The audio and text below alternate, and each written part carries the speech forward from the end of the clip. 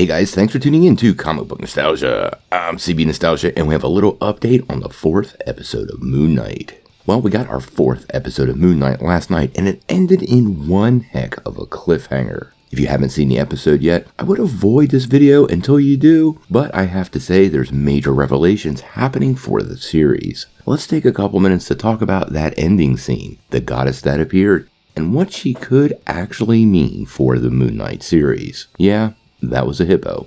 Now before we dive in though, make sure you hit the like and subscribe button and ring the bell for all the updates. Also, the big giveaway. We're going to give away this Oculus Quest 2 at 50,000 subscribers. All you need to do to get in on the giveaway is be a subscriber and leave us a comment.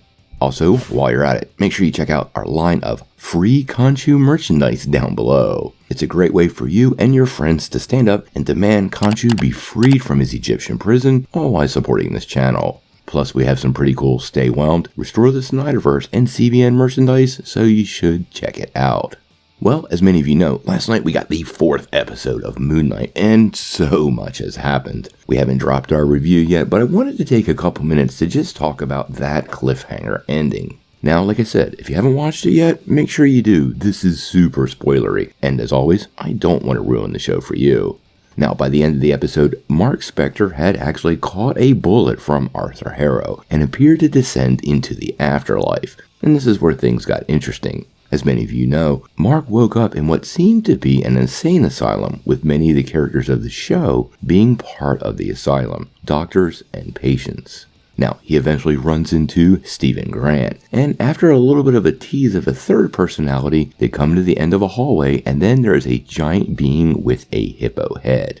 That is Taweret, and I wanted to take a couple of minutes to talk about how she might be fitting into the series. Now, if you were paying attention, she was actually teased in episode 1. You remember Marc Spector putting aside the plushies for his boss? That was our first tease of her. Now, in Egyptian mythos, she's known as the Mistress of the Horizon, she who removes water, and the Lady of the Birth House, and goes all the way back to 3000 BC. Now, we only get a little glimpse of her at the end of the episode, and she was depicted in a rather friendly way, but that might not always be the case. But this is where it does get a little bit more interesting and might give us an idea of what's going on. In classic Egyptian mythology, Taweret has the power of rejuvenation. She can provide life via the Nile, blessing the living with physical births. But more interestingly, she can also bring back the deceased and cleanse and purify them so they can make their way into the afterlife. She's very well known for her regenerative abilities, and I actually think that is exactly what's going on with the show. Now, she's never been part of Marvel Comics and is typically not part of the Ennead in the books, but let's be clear, they're a pretty big departure from classic Egyptian mythology, and the showrunners have really tried to stick close to that.